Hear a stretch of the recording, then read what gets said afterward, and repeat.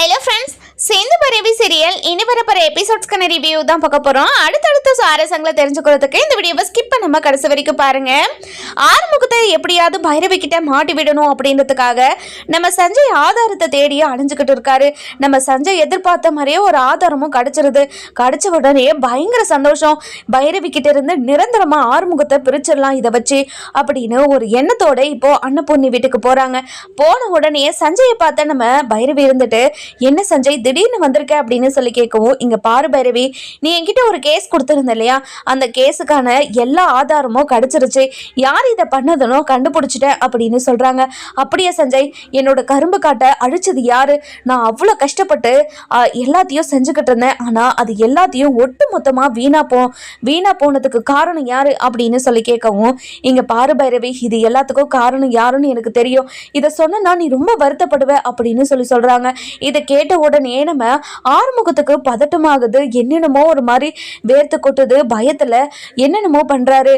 ஐயோ நம்ம மாட்டிக்கிட்டோமோ, ஆதாரத்தை கொண்டு வந்து பைரவி கிட்ட காட்டினாங்கன்னா கண்டிப்பா பைரவி என்ன ஒட்டு மொத்தமா வெறுத்துருவாளே அப்படின்னு நினைச்சு ரொம்பவே வருத்தப்பட்டுக்கிட்டு இருக்காரு நம்ம ஆறுமுகம். இந்த பக்கம் நம்ம சஞ்சய் இருந்துட்டு, இங்க பாரு பைரவி, நான் உன்கிட்ட சொல்கிறேன், ஆனால் நீ கொஞ்சம் மனசை திடப்படுத்திக்கோ, இது எல்லாத்தையுமே பண்ணது ஆறுமுகம் தான் அப்படின்னு சொல்கிறாங்க. இதை கேட்ட அன்னபூர்ணிக்கு பயங்கரமாக ஷாக் ஆகிடுது. என்ன சஞ்சய் சொல்கிறீங்க நீங்கள்? கண்டிப்பாக என்னோட பையன் இப்படி ஒரு வேலையை எந்த ஒரு சூழ்நிலையிலையும் செய்யவே மாட்டான். இல்லாண்டி நான் சொல்கிறது எல்லாமே உண்மைதான், நான் ஆதாரத்தோடு தான் வந்திருக்கேன், இங்கே பாருங்க அப்படின்னு சொல்லிட்டு அந்த வீடியோவை காட்டுறாங்க. காட்டின உடனே அன்னபூர்ணிக்கு பயங்கரமாக ஷாக் ஆகிடுது. நம்ம பைரவியும் அந்த வீடியோவை பார்க்குறாங்க. பார்த்த உடனே பயங்கர கோவம் வந்து நம்ம ஆறுமுகத்தோட சட்டையை பிடிச்சிக்கிட்டு, இங்க பாரு ஆறுமுகம், உன்னை நான் எவ்வளவு நம்பினேன், இந்த விஷயத்துல நீ எதுவும் பண்ணியிருக்க மாட்ட அப்படின்னு உன்னை நம்பினனே, என்ன இப்படி ஏமாத்திட்டே கல்யாண மண்டபத்திலையும் உன்கிட்ட நான் எவ்வளவோ கெஞ்சினேன் கதர்னேன், இந்த கல்யாணத்தில் எனக்கு துளி கூட விருப்பம் இல்லை, இந்த கல்யாணத்தை நிறுத்தினேன் எத்தனையோ முறை உன்கிட்ட சொன்னேன், ஆனால் என்னோட பேச்சு கொஞ்சம் கூட மதிக்காம எனக்கு எதிராக இப்படி ஒரு வேலையை பண்ணி வச்ச, என் கழுத்தில் தாலியும் கட்டி எனக்கு அவ்வளோ பெரிய துரோகத்தை பண்ணேன். ஆனால் இப்போது எனக்கு நான் விவசாயத்தில் எந்த ஒரு அனுபவமும் இல்லாமல் அந்த விவசாயத்தை பண்ணி அந்த பயிரை செழிக்க வச்சேன், ஆனால் அது எல்லாத்தையும் நாசம் பண்ணிட்டேன். உனக்கு எப்படி மனசு வந்தது? நீயும் விவசாயம் தானே பண்ணிக்கிட்டு இருக்க, அந்த விவசாயம் பண்றதுக்கு எவ்வளவு கஷ்டம், அந்த பயிரை வளர வைக்கிறதுக்கு எவ்வளவு கஷ்டம், அதுவும் ஒரு உயிர் மாதிரி தானே, அந்த உயிரை எப்படி உன்னால இப்படி அழிக்க முடிஞ்சது அப்படின்னு பயங்கரமான ஒரு கோபத்தோடையும் ஆவேசத்தோடையும் நம்ம ஆறுமுகத்தை பயங்கரமா திட்டிக்கிட்டு இருக்காங்க. இதெல்லாம் கேட்டுக்கிட்டு இருந்த அன்னபூர்ணி இருந்துட்டு, இங்க பாரு ஆறுமுகம், உன்கிட்ட இருந்து இப்படி ஒரு விஷயத்த நான் எதிர்பார்க்கவே கிடையாது, எப்படி பைரவிக்கு இவ்வளவு பெரிய துரோகத்தை பண்ண, பைரவிக்கு விருப்பம் இல்லாம அவ கழுத்துல தாலி கட்டினதே மிகப்பெரிய தப்பு. அந்த விஷயத்தை நீ அன்னைக்கே என்கிட்ட சொல்லியிருந்தா நான் பைரவி கழுத்துல தாலி கட்டிருக்கவே விட மாட்டேன். அது மட்டும் இல்லாம அவ ஆசை கனவு எல்லாத்தையும் விட்டுட்டு எனக்காக மட்டும்தான் இந்த வீட்டில் உட்காந்துக்கிட்டு இருக்கான்னு உனக்கே தெரியும். அப்படி இருக்கும்போது அவன் மனசுக்கு பிடிச்ச மாதிரி நடந்த பின்ன நினைச்சா, ஆனா அவளை வெறுப்பேற்றுற மாதிரியும் அவளை கஷ்டப்படுத்துற மாதிரியும் மேலும் மேலும் உன் மேல கோவம் வர மாதிரி இருந்தானே நீ பண்ணி வச்சிருக்க. இனிமே நீயே நினைச்சாலும் பைரவியும் கூட வாழ மாட்டான். நீ நினைச்சா என்ன, நான் நினைச்சா கூட கண்டிப்பா பைரவி உன் கூட சேர்ந்து வாழவே மாட்டா. இப்படி ஒரு கேடு கெட்ட வேலையை பார்த்துட்டு வந்திருக்கே, எப்படி உனக்கு மனசு வந்தது அப்படின்னு பயங்கர கோவத்தோடையும் ஆவேசத்தோடையும் தன்னோட மருமக, தனக்கு பிடிச்ச மருமக தன்னை விட்டு போயிடுவாளே அப்படின்ற ஆவேசத்துலையும் பயங்கரமா திட்டிக்கிட்டு இருக்காங்க ஆறுமுகம் இருந்துட்டு பைரவி கிட்ட, இங்க பாரு பைரவி, இந்த கரும்பு காடு செழுமையா வளர்ந்துச்சுன்னா நீ என்னை விட்டு போயிடுவ, அதனால தான் இது எல்லாத்தையுமே பண்ண. நீ இல்லாத ஒரு வாழ்க்கையை என்னால் சத்தியமாக அதை நினச்சி கூட பார்க்க முடியல பைரவி, நீ மட்டும் என்னை விட்டு போயிடாத பைரவி அப்படின்னு காலில் விழுந்து கதறாரு.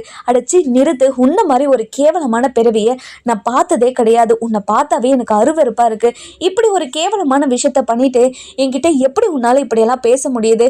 உன்னை எந்த ஜென்மத்திலையும் என்னோட புருஷனாக ஏற்றுக்க மாட்டேன்னு உன்கிட்ட நான் ஏற்கனவே சொன்னனா இல்லையா? உன் மனசில் வீணா ஆசையை வளர்த்துக்காம உன்னோட உன்னோட வேலையை பாருன்னு எத்தனை முறை உன்கிட்ட சொல்லியிருக்கேன். அப்படி சொல்லியிருந்தோம் இப்படி என் மேலே ஆசைப்பட்டதும் இல்லாமல் நான் கஷ்டப்பட்டு இப்படி ஒரு விஷயத்த பண்ணும்போது அது நாசம் பண்ணிட்டு வந்திருக்கே, உனக்கு மனசாட்சின்றது ஒன்று இல்லவே இல்லையா? இங்கே பாருங்கத்த, நீங்கள் சொன்ன மாதிரியே இது எல்லாத்தையும் பண்ணதுக்கு காரணம் உங்கள் பையன் தான். இப்போ தெரிஞ்சு போச்சு. இனிமேல் உங்கள் பையனுக்கும் எனக்கும் எந்த சம்மந்தமும் கிடையாது. டிவோர்ஸ் பேப்பரில் உங்களோட பையனை கையெழுத்து போட்டு கொடுக்க சொல்லுங்க அப்படின்னு சொல்லி கேட்கவும், இங்கே பாருமா பைரவி, என்னோட பையன் பண்ணது மிகப்பெரிய தப்பு தான், மன்னிக்க முடியாத தப்பு தான், நான் ஒத்துக்கிறேன். இருந்தாலும் என்னோட பையனுக்கு ஒரு வாய்ப்பு கொடுத்து பார்க்கலாம்ல.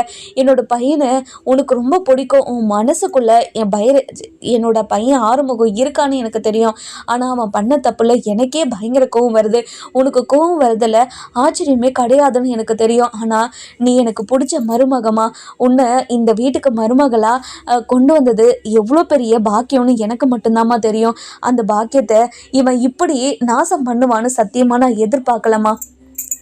எனக்காக என் பையனுக்கு ஒரு வாய்ப்பு கொடுமா அப்படின்னு சொல்லி கெஞ்சி கேட்கவும், இதெல்லாம் கேட்டுக்கிட்டு இருந்த நம்ம மகா இருந்துட்டு, அது என்னக்கா உங்கள் பையனுக்கு ஒரு நியாயம், என்னோட தம்பிக்கு ஒரு நியாயம்னு பைரவி இப்போது ஒழுங்காக தானே கரெக்டாக தானே பேசிக்கிட்டு இருக்கா, நியாயத்தை பேசிக்கிட்டு இருக்கா. உங்கள் பையன் பண்ண தப்பால், ஆறுமுகம் பண்ண தப்பால் பைரவி எவ்வளோ மனசு உடைஞ்சு போயிருக்கா. பைரவி ஆறுமுகத்தை விட்டுட்டு போகிறது தான் நல்லது. பைரவிக்கும் நல்லது, ஆறுமுகத்துக்கும் நல்லது. பைரவி போயிட்டு அவளோட ஆசை கனவு அது எல்லாத்தையும் இனிமே பாப்பா. ஆனால் இங்கே இருந்தால் அவளோட ஆசை கனவு எதுவுமே நிறைவேறாதாக்கா. இப்போ என்ன பண்ண போகிறீங்க? இங்கே பாருங்கக்கா, உங்கள் பசங்களுக்கு ஒரு நியாயம், மற்றவங்களுக்கு ஒரு நியாயம்னு நீங்கள் இப்படி முடிவெடுக்கிறது மிகப்பெரிய தப்புக்கா அப்படின்னு சொல்லவும், இங்கே பாரு மகா, இந்த விஷயத்தில் நீ தலையிடாத, கொஞ்ச நேரம் அமைதியாக இரு. இங்கே பாருங்கக்கா, என்னோட தம்பியை விட்டுட்டு உங்கள் பொண்ணுக்கு இன்னொருத்தங்க கூட நிச்சயதார்த்தம் பண்ணி வச்சிங்களே, அப்போ தெரியலையா உங்களுக்கு? என் தம்பி எத்தனை முறை உங்ககிட்ட கெஞ்சி கேட்டான், எனக்கு ஒரு வாய்ப்பு கொடுங்க, காயத்ரிக்கு பிடிக்கிற மாதிரி நான் நடந்துக்கிறேன்னு எத்தனையோ முறை கெஞ்சி நானே, காலில் விழுந்தானே. அப்போ மனசாட்சி இல்லாமல் பேசுனீங்களே. இப்போ உங்க பையன் பண்ணியிருக்க தப்புக்கு பைரவி டிவோர்ஸ் பேப்பரில் கையெழுத்து கேட்குறா. அதில் போட்டு கொடுத்துட்டு அனுப்ப வேண்டியது இல்லாமல் நீங்கள் பாட்டுக்கு பேசிக்கிட்டே இருக்கீங்க. இங்கே பாரு ஆறுமுகம், முதல்ல நீ பைரவி கொடுக்குற டிவோர்ஸ் பேப்பரில் கையெழுத்து போட்டு கொடு அப்படின்னு சொல்கிறாங்க. இதை கேட்ட உடனே பயங்கரமான அதிர்ச்சியில் நம்ம அன்னபூர்ணி பார்த்துக்கிட்டு இருக்கவும் எதுவுமே பேசாமல் அமைதியாக நின்றுக்கிட்டு இருக்காங்க. அதுக்கப்புறம் நம்ம சிந்து இருந்துட்டு பைரவி கிட்ட வந்து, இங்கே பாரு பைரவி, ஆறுமுகம் மச்சான் ரொம்ப ரொம்ப நல்லவர், அவரை மாதிரி ஒரு நல்லவரை இந்த உலகத்துல எங்கேயுமே பார்க்க முடியாது பைரவி. நீ கொஞ்சம் யோசிச்சு பாரு, ஆறுமுகம் மச்சானுக்கு ஒரு வாய்ப்பு கொடுத்து பாரு ப்ளீஸ் பைரவி. இங்க பாரு சிந்து, உன்னை சிவா மன்னிச்சு ஏத்துக்கின மாதிரி கண்டிப்பா நான் எந்த ஒரு சூழ்நிலையும் எந்த ஒரு காலத்திலையுமே ஆறுமுகத்தை மன்னிச்சு ஏத்துக்கவே மாட்டேன். கண்டிப்பா அப்படி ஒரு சூழல் வந்தா கூட கண்டிப்பா ஆறுமுகத்து கூட சேர்ந்து வாழ்றதுக்கு எனக்கு துளி கூட விருப்பமே கிடையாது அப்படின்னு சொல்றாங்க. இதை கேட்ட உடனே, இங்க பாரு பைரவி, இந்த குடும்பத்தில் கொஞ்ச நாள் நீ மருமகளாக வாழ்ந்துட்ட, இன்னும் ஒரு கொஞ்ச நாள் நீ ஆறுமுகத்தை புரிஞ்சுக்க ட்ரை பண்ணனா கண்டிப்பாக ஆறுமுகத்தை உனக்கு ரொம்ப ரொம்ப பிடிக்கும். அப்படி இருக்கும்போது நீ கொஞ்ச நாள் நீ இந்த வீட்டில் இரு அப்படின்னு சொல்லவும், இங்கே பாரு சிந்து, இந்த விஷயத்தில் நீ தலையிடாத, இந்த விஷயத்தில் நீ தலையிட்டு உன்னை நீ காயப்படுத்திக்காத, அமைதியே இரு அப்படின்னு சொல்லிட்டு வேகமாக ரூமுக்கு போகிறாங்க. ரூமுக்கு போயிட்டு டிவோர்ஸ் பேப்பரையும் எடுத்துக்கிட்டு தன்னோட துணி, அதாவது தன்னோட ட்ரெஸ் எல்லாத்தையும் பேக்கில் பேக் பண்ணிக்கிட்டு வெளியே வராங்க. வெளியே வந்த உடனே ஆறுமுகத்துக்கிட்ட அந்த டிவோர்ஸ் பேப்பரில், இங்கே பாரு, இதில் மட்டும் கையெழுத்து போடலைன்னா இங்கே நடக்கிறதே வேற அப்படின்னு சொல்லவும், இங்கே பாரு பைரவி, நான் பண்ணது எல்லாமே மிகப்பெரிய தப்பு தான் பைரவி. தப்புன்னு தெரிஞ்சும் நான் பண்ணனா அது எதுக்காக பண்ண? நீ என்னை விட்டு போயிடக்கூடாதுன்றதுக்காக தானே பண்ண. நீ எனக்கு வேணும் பைரவி, நீ எனக்கு வேணும். நீ இல்லாத ஒரு வாழ்க்கை என்னால் சத்தியமாக நினச்சி கூட பார்க்க முடியல பைரவி. ப்ளீஸ் பைரவி, என்னை விட்டு போயிடாத பைரவி அப்படின்னு காலில் விழுந்து கதறி அழுதுகிட்டு இருக்கவும், இங்க பாருடா, உனக்கு எத்தனை முறை சொல்லியிருக்க இந்த மாதிரி பண்ணாதன்னு. உன்னை பார்த்தாவே எனக்கு அருவருப்பா இருக்கு. உன் கூட சேர்ந்து வாடுறதுல எனக்கு துளி கூட விருப்பமே கிடையாது. அப்படி இருக்கும்போது என்னை எதுக்காக இப்படி கட்டாயப்படுத்திக்கிட்டு இருக்கீங்க? இங்க இருக்கிற யாருக்குமே மனசாட்சின்றது ஒன்று இல்லவே இல்லையா? ஒருத்தர் விருப்பம் இல்லாம இருக்காங்கன்னா அவங்களோட விருப்பத்துக்கு ஏற்ற மாதிரி விட வேண்டியதானே. எதுக்காக இப்படி கட்டாயப்படுத்திக்கிட்டு இருக்கீங்க? முதல்ல கையெழுத்து போட்டு கொடுக்குறியா இல்லையா அப்படின்னு சொல்லி கோவமா பேசவும், நம்ம ஆறுமுகத்துக்கு வேற வழி வழியே தெரியாமல் கையெழுத்து போட்டு கொடுத்துட்றாரு. கையெழுத்து போட்டு கொடுத்த உடனே இங்கே பாரு, இந்த குடும்பத்துக்கும் உனக்கும் ஒரு கும்பிடு போட்டுட்டு நான் கிளம்புறேன். இனிமே நான் இருக்கிற தசை பக்கம் கூட நீ வந்துடாத. உன்னோட முகத்தை பார்க்கறதுக்கு கூட எனக்கு துளி கூட விருப்பமே கிடையாது அப்படின்னு பயங்கர கோபத்தில் வெளியே போயிடுறாங்க. அதுக்கப்புறம் சஞ்சய் இருந்துட்டு பயங்கரமாக சந்தோஷப்படுறாங்க. நம்ம பைரவி பின்னாடியே ஆறுமுகம் ஓடிக்கிட்டே இருக்காரு. பைரவி ஒரு நிமிஷம் நில்லு பைரவி அப்படின்னு சொல்லவும் அதுக்கப்புறம் சஞ்சய் இருந்துட்டு ஆறுமுகத்துக்கிட்ட போயிட்டு இங்கே பாருடா, இனிமே நீ என்னதான் பண்ணாலையும் பைரவி உன்கிட்ட வரவே மாட்டா. இனிமே பைரவியும் நானும் தான் ஒன்று சேர்ந்து வாழ போகிறோம். 2 பேரும் கல்யாணம் பண்ணிக்க போகிறோம். கல்யாணம் பண்ணி சந்தோஷமாக வாழ போகிறோம். 2 பேரும் சேர்ந்து வாழ்ந்து ஒரு குழந்தைய பெற்றுக்கிட்டு ரொம்ப நல்லா வாழ போகிறோம். அதை பார்த்து நீ வயிறு எரியணும்டா, அதை பார்த்து நான் சந்தோஷப்படணும் அப்படின்னு சொல்லி நம்ம ஆறுமுகத்தை வெறுப்பு ஏற்றிக்கிட்டு இருக்கவும் இங்கே பாருடா, நீ சொல்கிறது மட்டும் எந்த ஒரு ஜென்மத்திலையும் நடக்கவே நடக்காது. உன்னோட சுயரூபத்தெல்லாம் பைரவி ஒரு நாள் தெரிஞ்சுக்கிட்டு என்கிட்ட வந்து மன்னிப்பு கேட்பாடா. அது நடக்க தான் போகுது. உன்னை செருப்பால பைரவி அடிக்க தான் போற, அதை நீ பார்க்க தானே போற. நீ அது கூடிய சீக்கிரம் நடக்க தான் போகுது அப்படின்னு நம்ம ஆறுமுகம் இருந்துட்டு சஞ்சய் கிட்ட சொல்லவும் இங்க பாருடா, உன்னோட முகத்திரையை நான் கிழிச்சிட்டேன்ல, உன்னோட முகத்திரையை கிழிச்சு பைரவி கிட்ட காட்டிட்டேன்ல, கண்டிப்பா இனிமே பைரவி உன்கிட்ட வரவே மாட்டா. இனிமே என்ன மட்டும்தான் அவள் லவ் பண்ணுவா. நான் என்னோட காதலை அவகிட்ட நான் சொல்ல போறேன். சொல்லி அவளை நான் கல்யாணம் பண்ணிக்க போறேன். இங்க பாருடா, நீ உன்னோட காதலை போய் சொன்னாலையும் கண்டிப்பா அவ உன்னை ஏத்துக்கவே மாட்டான். உன்னை ஏத்துப்பான நீ எப்படி நம்பிக்கிட்டு இருக்க, எப்படி குருட்டுத்தனமான ஒரு நம்பிக்கையை வச்சுக்கிட்டு இருக்க அப்படின்னு சொல்லி கேட்கவும் இதை கேட்ட உடனே பயங்கர கோவம். என்ன பண்றது ஏது பண்றது எதுவுமே தெரியல. ரொம்ப ஆத்திரத்துல என்ன பண்றதுன்னு தெரியாம செவுத்துலயே அப்படியே கையை குத்திக்கிட்டே இருக்காங்க. அதுக்கப்புறம் அன்னபூர்ணி ஓடி வந்து இங்க பாரு ஆறுமுகம், எதுக்காக ஆறுமுகம் இப்படி எல்லாம் பண்ணிக்கிட்டு இருக்க, நீ பண்ண தப்புக்கு இப்போ தண்டனை அனுபவிச்சுக்கிட்டு இருக்க. கண்டிப்பா இனிமே பைரவி நம்ம வீட்டுக்கு வரவே மாட்டா. அதை ஏத்துக்கிட்டு நீ இனிமே வாழ்ந்துதான் ஆகணும். இனிமே நீ பண்ண தப்புக்கு நீ என் கூட பேசவே பேசாத, இதுதான் உனக்கு தண்டனை அப்படின்னு சொல்லிட்டு அவங்க பாட்டுக்கு மேலே போயிடுறாங்க. அதுக்கப்புறம் நம்ம சிவா இருந்துட்டு ஆறுமுகத்துக்கிட்ட வந்து இங்கே பாரு ஆறுமுகம், கண்டிப்பாக பைரவியோட மனசு மாறும். அது வரைக்கும் நீ பொறுமையாக இரு சரியா அப்படின்னு சொல்லவும் இங்கே பாரு சிவா, என்னால் இதை ஏற்றுக்கவே முடியல. பைரவி இல்லாத வாழ்க்கையை என்னால் ஏற்றுக்கவே முடியல. என்னால் அதை வாழவும் முடியாது அப்படின்னு பயங்கரமாக அழுதுகிட்டே இருக்கவும் இங்கே பாரு ஆறுமுகம், நீ கொஞ்ச நேரம் போய் ரெஸ்ட் எடுவா அப்படின்னு சொல்லிட்டு ரூம் போய் விடுறாங்க. விட்ட உடனே பயங்கரமாக அழுதுகிட்டு உட்காந்துக்கிட்டு இருக்காங்க. இங்கே பாரு ஆறுமுகம், ஒரு 10 நிமிஷம் தனியாக உனக்கு நிறைய அழுகணும்னு தோணா அழுதுட்டு எல்லாத்தையுமே தீர்த்துட்டு வெளியே வா, அதுக்கப்புறம் நம்ம பேசலாம் அப்படின்னு சொல்கிறாங்க. நம்ம பைரவியை பிரிஞ்சதுனால நம்ம ஆறுமுகத்துக்கு மன கஷ்டம் தாங்க முடியாமல் அதாவது பக்கத்தில் இருந்த மருந்தை எடுத்து அப்படியே குடிச்சு அப்படியே மயக்கப்பட்டு விழுந்துடுறாங்க. இந்த பக்கம் சிவா ஆறுமுகம் வருவாருன்னு வெயிட் பண்ணிக்கிட்டே இருக்காங்க. நம்ம ஆறுமுகம் வராததால போய் என்னென்னு உள்ள போய் பார்க்குறாரு. பார்த்த உடனே நம்ம ஆறுமுகம் மயக்கம் போட்டு வாயில நுரையெல்லாம் தள்ளி இருக்கிறத பார்த்துட்டு பயங்கரமாக ஷாக் ஆயிடுறாங்க. அப்படி அழுதுகிட்டோ கதறிக்கிட்டோ ஓடி போய் எல்லாருக்கிட்டையும் சொல்கிறாங்க. சொன்ன உடனே நம்ம அன்னபூர்ணிக்கு அப்படியே நெஞ்சு நின்றுது. ரொம்பவே அழுதுகிட்டே, ஐயோ ஆறுமுகம், என்னடா இப்படி ஒரு முடிவு எடுத்துட்டியடா, பைரவி எடுத்த முடிவால் உனக்கு ஏன்டா இப்படி ஒரு எண்ணம் வந்துச்சு, எங்களெல்லாம் உனக்கு தெரியலையாடா, எதுக்காகடா இப்படி ஒரு முடிவு எடுத்த அப்படின்னு சொல்லிட்டு பயங்கரமாக அழுதுகிட்டே இருக்கவும் அதுக்கப்புறம் காயத்ரி வந்துட்டு அண்ணே கண்ணு முழிச்சு பாருனே அப்படின்னு சொல்லிட்டு பயங்கரமாக அழுதுகிட்டு இருக்காங்க. எல்லா பக்கமும் அழுதுகிட்டே இருக்கவும் நம்ம சிவா இருந்துட்டு ஆறுமுகத்தை தூக்கிக்கிட்டு காருக்கு கொண்டு போகிறாங்க. காருக்கு கொண்டு போய் காரில் உட்கார வச்சு இப்போ ஹாஸ்பிட்டலுக்கு ரொம்பவே ஃபாஸ்ட்டாக போகிறாங்க. இந்த பக்கம் இன்னொரு காரில் அன்னபூர்ணி அதுக்கப்புறம் வீட்டில் இருக்கிற எல்லாருமே இப்போ ஹாஸ்பிட்டலுக்கு கிளம்பிக்கிட்டு இருக்காங்க. ஹாஸ்பிட்டலுக்கு போன உடனே நம்ம சிவா முதல்ல நம்ம ஆறுமுகத்துக்கு ஐசியூ வார்டுக்கு ஷிப் பண்ணுறாங்க. ஷிப் பண்ணி என்ன மருந்து குடிச்சிருக்காரு என்ன ஏதுன்னு எதுவுமே தெரியாமல் முதல்ல பிளட் டெஸ்ட் எடுத்து சாம்பிளுக்கு அனுப்பி விடுறாங்க. என்ன மருந்து பிளட்டில் கலந்துருக்கு அப்படின்னு சொல்லி கண்டுபிடிக்கிறதுக்காக. அதுக்கப்புறம் ஃபஸ்ட்டு ஸ்டொமக் வாஷ் பண்ணுறாங்க. ஸ்டொமக் வாஷ் பண்ண அதாவது ஆறுமுகத்தோட ரியாக்ஷன் எதுவுமே இல்லாமல் அப்படியே இருக்கிறதுனால ரொம்பவே பயந்துடுறாரு நம்ம சிவா. அதுக்கப்புறம் என்ன டாக்டர்ஸ் எல்லாம் இங்கே பாருங்கள் சிவா, நீங்கள் ரொம்ப பதட்டமாக இருக்கீங்க, இவங்க உங்களோட அண்ணனை எனக்கு தெரியும், அதனால் நீங்கள் எந்த ஒரு ட்ரீட்மெண்ட்டுமே பண்ண தேவையில்ல. இப்போ இந்த சமயத்தில் நீங்கள் ட்ரீட்மெண்ட் பண்ணால் அது தப்பாக தான் போகும், அதனால் நீங்கள் வெளியே வெயிட் பண்ணுங்கள், மற்றதெல்லாம் நாங்கள் பார்த்துக்கணும் அப்படின்னு மற்ற டாக்டர்ஸ் எல்லாம் சிவாவை வெளியே அனுப்பிட்டு ட்ரீட்மெண்ட்டை பார்த்துக்கிட்டு இருக்காங்க. ரொம்பவே பதட்டமாக இங்கேக்கும் அங்கேக்கும் நடந்துக்கிட்டே இருக்கவும் அன்னபூர்ணி அப்படின்னு எல்லாருமே வீட்டில் இருந்து வந்துடுறாங்க. வந்த உடனே சிவா இப்போது ஆறுமுகம் எப்படி இருக்கா சிவா அப்படின்னு சொல்லி கேட்கவும் பெரியம்மா என்னை என்னால் உள்ள ட்ரீட்மெண்ட் பண்ண முடியல, அதனால உள்ள டாக்டர்ஸ் எல்லாம் ட்ரீட்மெண்ட் பண்ணிக்கிட்டு இருக்காங்க. ஆறுமுகம் ரொம்ப ரொம்ப சீரியஸாக இருக்கான். என்னால் என்ன சொல்கிறதுனே தெரியல, எனக்கு ரொம்ப பயமாக இருக்குது. அவன் இருக்கிற நிலைமையை பார்த்தாவே அவன் உயிரோட வரதே பெரிய விஷயம் அப்படின்னு சொல்கிறாங்க. இதை கேட்ட உடனே பயங்கரமாக அழுதுகிட்டே என்ன சிவா சொல்கிற, நீ சொல்கிறதெல்லாம் உண்மையா? ஐயோ கடவுளே, என்னோட பையனுக்கு இப்படி ஒரு நிலைமையா? இங்கே பாருடா ஆறுமுகம், ஏடா இப்படி ஒரு முடிவை எடுத்து தொலைச்ச, எதுக்காகடா இப்படி ஒரு முடிவை எடுத்திருக்க நீ அப்படின்னு பயங்கரமாக அழுதுகிட்டே இருக்கவும் அதுக்கப்புறம் இந்த விஷயத்த அப்போ தான் யோசிக்கிறாங்க. இந்த விஷயத்த நம்ம பைரவி கிட்ட சொல்லணும் அப்படின்னு ரொம்பவே பதட்டமாக ஃபோனை எடுக்கிறாங்க. ஃபோனை எடுத்து பைரவிக்கு டயல் பண்ணுறாங்க. டயல் பண்ணி கால் பண்ணிக்கிட்டு இருக்காங்க. அதுக்கப்புறம் பைரவி கட் பண்ணி விட்டுக்கிட்டே இருக்காங்க. திரும்ப நம்ம அன்னபூர்ணி அடிச்சுக்கிட்டே இருக்கவும் பைரவி அட்டன் பண்ணி, இங்கே பாருங்க நீங்கள் எவ்வளோ தான் என்னை மனசை மாற்ற ட்ரை பண்ணாலும் கண்டிப்பாக நான் துளி கூட மனசை மாறவே மாட்டேன். இனிமேல் உங்கள் பையன் கூட சேர்ந்து வாடுறதுல எனக்கு துளி கூட விருப்பம் இல்லைன்னு சொல்லிட்டேன்.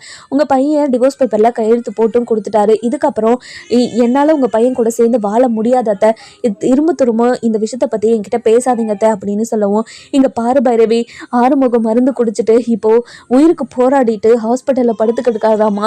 இப்போ நான் என்ன சொல்கிறதுனே தெரியல. நீ இல்லாத ஒரு வாழ்க்கையை வாழ முடியாதுன்னு மருந்து குடிச்சிட்டாமா. இப்போ நான் என்னம்மா பண்ணுவேன் அப்படின்னு சொல்லவும், அத்தை என்னத்தை சொல்கிறீங்க, ஆறுமுகம் மருந்து குடிச்சிட்டானா, உயிருக்கு போராடிக்கிட்டு இருக்காரா? ஐயோ கடவுளே, எந்த ஹாஸ்பிட்டல் அத்தை அப்படின்னு சொல்லி கேட்கவும், ஹாஸ்பிட்டல் என்ன ஹாஸ்பிட்டல்னு கேட்டுட்டு ரொம்பவே பதட்டமாக ஓடி வராங்க. ஓடி வந்த உடனே நம்ம அன்னபூர்ணிக்கிட்ட, அத்தை இப்போது அவர் எப்படி இருக்காரு அத்தை அப்படின்னு சொல்லி கேட்கவும், அவன் பொழைப்பானா இல்லைன்னு கூட தெரியலன்னு டாக்டர் எல்லாம் சொல்கிறாங்கப்பா. சிவா கூட என்னால் ட்ரீட்மெண்ட் பண்ண முடியாதுன்னு வெளியே வந்துட்டான்ப்பா. எனக்கு ரொம்ப ரொம்ப கஷ்டமாக இருக்கிற பைரவி, என்னோடய பையன் இப்படி ஒரு முடிவு எடுப்பான்னு சத்தியமாக நான் எதிர்பார்க்கவே இல்லை. எனக்கு ரொம்ப பயமாக இருக்குது. என் பையன் எனக்கு உயிரோடு வேணும், கடவுளே என் பையனை எனக்கு திருப்பி கொடு அப்படின்னு பயங்கரமாக எழுதுக்கிட்டே இருக்கவும் அதுக்கப்புறம் பைரவி இருந்துட்டு அந்த கண்ணாடி கிளாஸ் வழியாக ஆறுமுகத்தை பார்க்குறாங்க. போய் ஆறுமுகத்துக்கு அந்த டியூப்பில் விட்டு ஸ்டொமக் வாஷ் பண்ணுவாங்க இல்லையா, அதை பண்ணிக்கிட்டு இருக்காங்க. நம்ம ஆறுமுகம் பயங்கர கஷ்டப்படுறத பார்த்துட்டு, ஐயோ ஆறுமுகம், என்ன ஆறுமுகம் இப்படி ஒரு விஷயத்த, இப்படி ஒரு முடிவு எடுத்துட்டே, எனக்கு உன் கூட வாழ விருப்பம் இல்லைன்னு நான் சொன்னனா இல்லையா, எதுக்காக இப்படி ஒரு முடிவு எடுத்த? இங்கே பாரு ஆறுமுகம், நீ ரொம்ப நல்லவன் தான், என் கூடவே இருக்கணுன்றதுக்காக தான் நீ இப்படி ஒரு வேலையை பண்ணன்னு எனக்கு தெரியும். இருந்தாலும் என்னால் அதை ஏற்றுக்க முடியல. உன் கூட சேர்ந்து வாடுறதுலையும் எனக்கு விருப்பம் இல்லைன்னு சொல்லிட்டேன். அதுக்கப்புறமும் எதுக்காக இப்படி ஒரு முடிவு எடுத்த? இங்கே பாரு ஆறுமுகம், நீ உயிர் பொழைச்சி வரணும், வந்து நல்லபடியாக நீ இன்னொரு வாழ்க்கையை அமைச்சுக்கணும். கண்டிப்பாக உனக்கு இன்னொரு வாழ்க்கையை நான் அமைச்சு கொடுப்பேன், நீ கவலைப்படாத. இங்கே பாரு ஆறுமுகம், கண்டிப்பாக நீ உயிர் பொழைச்சி வரணும், உனக்கு எதுவும் ஆகக்கூடாது அப்படின்னு பயங்கரமாக வருத்தத்தில் இருக்காங்க. இந்த விஷயம் தெரிஞ்ச நம்ம பைரவியோட அப்பாவும் அம்மாவும் ரொம்பவே பதட்டமாக ஓடி வராங்க.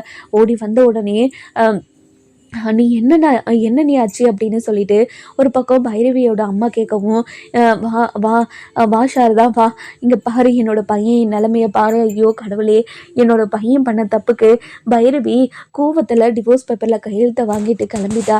அந்த கோவத்துலேயும் பைரவி கூட இல்லாததை ஏற்றுக்க முடியாமல், பைரவி இல்லாததை ஒரு வாழ்க்கையை வாழ முடியாமல் இப்படி ஒரு முடிவை என்னோட பையன் எடுத்துட்டான். நான் என்ன பண்ணுவேன், ஏது பண்ணுவேன், என் பையன் இல்லாமல் நான் எப்படி இருக்க போகிறேன் அப்படின்னு பயங்கரமாக அழுதுகிட்டே இருக்கவும், இங்கே பாருங்கள், கண்டிப்பாக ஆறுமுகத்துக்கு எதுவுமே ஆகாது, கண்டிப்பாக நல்லபடியாக பொழைச்சி வருவான் அப்படின்னு சொல்கிறாங்க. அதுக்கப்புறம் பைரவி கிட்டே, இங்கே பாரு பைரவி, ஆறுமுக மாப்பிள்ளை பண்ணது எல்லாம் தப்பு தான், உன்னோட விருப்பம் இல்லாமல் உன் கழுத்தில் தாலி கட்டினதும் தப்பு தாம்மா, அது எல்லாத்துக்கும் காரணம் நாங்கள் தானே, ஏன் கோவப்பட்டா எங்கள் மேலே தாம்மா கோவப்படணும், என்னோட பேச்சை மீறாமல் நீ போய் கல்யாண மேடையில் போய் உக்காந்த, அதே மாதிரி தான் ஆறுமுக மாப்பிள்ளையும் அக்காவோட பேச்சை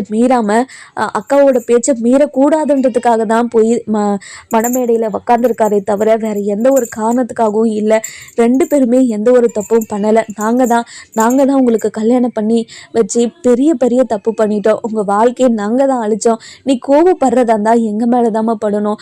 ஆறுமுக மாப்பிள்ளை உன்னை கல்யாணம் பண்ண நாளிலிருந்து இன்னைக்கு வரைக்குமே உன்னோட நினப்பில் தான் நீ மட்டும்தான் வாழ்க்கை அப்படின்னு வாழ்ந்துக்கிட்டு இருக்காரு.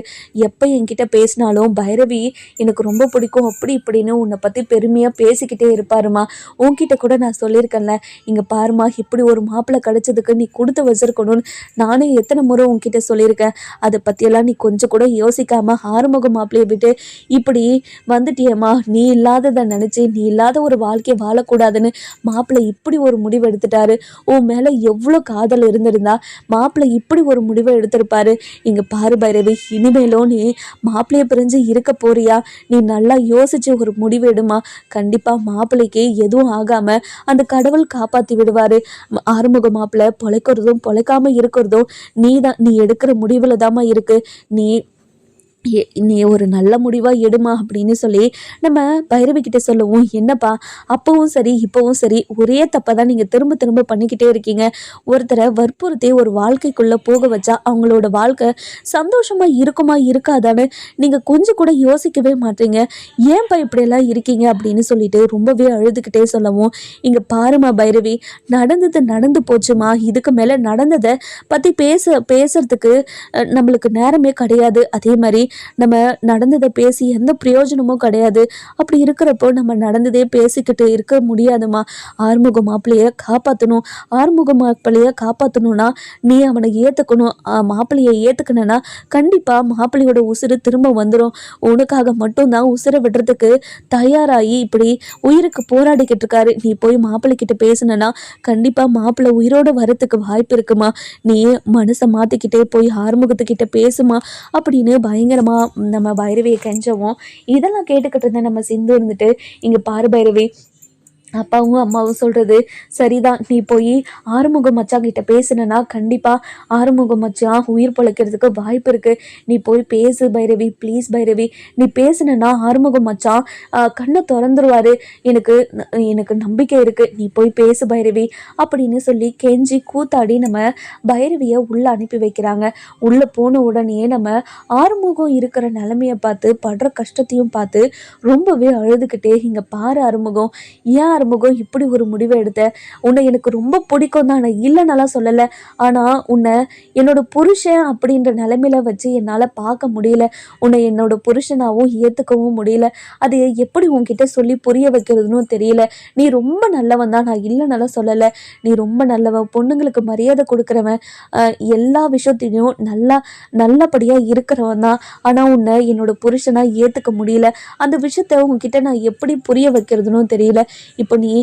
இப்போ எதுக்காக இப்படி ஒரு முடிவை எடுத்த? என்னை புரிஞ்சு வாழ முடியாமையா? இங்கே பாரு ஆறுமுகம், ப்ளீஸ் ஆறுமுகம், நீ எனக்காக உயிரோட வா ஆறுமுகம், நீ எழுந்து வா ஆறுமுகம் அப்படின்னு பயங்கரமாக அழுதுகிட்டே நம்ம பைரவி இருந்துட்டு ஆறுமுகத்தை கையை பிடிச்சிக்கிட்டு எழுந்திரு ஆறுமுகம்னு சொல்லிட்டு அழுதுகிட்டே இருக்காங்க. அப்போ தான் நம்ம ஆறுமுகத்துக்கு அசைவே வருது.